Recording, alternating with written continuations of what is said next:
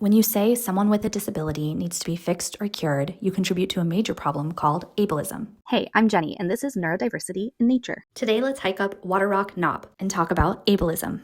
Ableism assumes that typical abilities are superior and that people with disabilities need to be fixed or cured. Ableism takes many forms that we have all internalized at one point or another without even realizing. A way to overcome this is to reframe the way that we see disability. So let's talk about the two models of thought that center around disability, a medical and a social model. The medical model has a dark history. It developed from a worldview that defines typical as healthy, and anything that is outside of typical is a deficit that should be excluded or cured.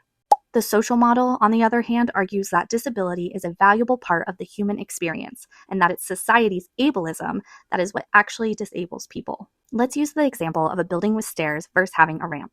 When a building is only designed with a staircase for entry, that is what has caused a barrier for someone with a wheelchair.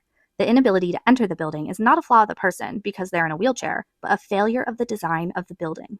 The goal should not be to have people with disabilities fit in and change. The goal should be for society and those in power to change how the world is built in order to accommodate and encourage differences and variances in human existence. This is why so many of us are upset by the defunding of DEI programs. It signals that we are moving further away from a society that works for all people and more towards a world where one type of person is seen as superior. I think society needs to do a better job at prioritizing the needs of all people. Do you agree? If so, repost, share, and make sure you're following Cardinal and Pine to come along on my weekly adventures.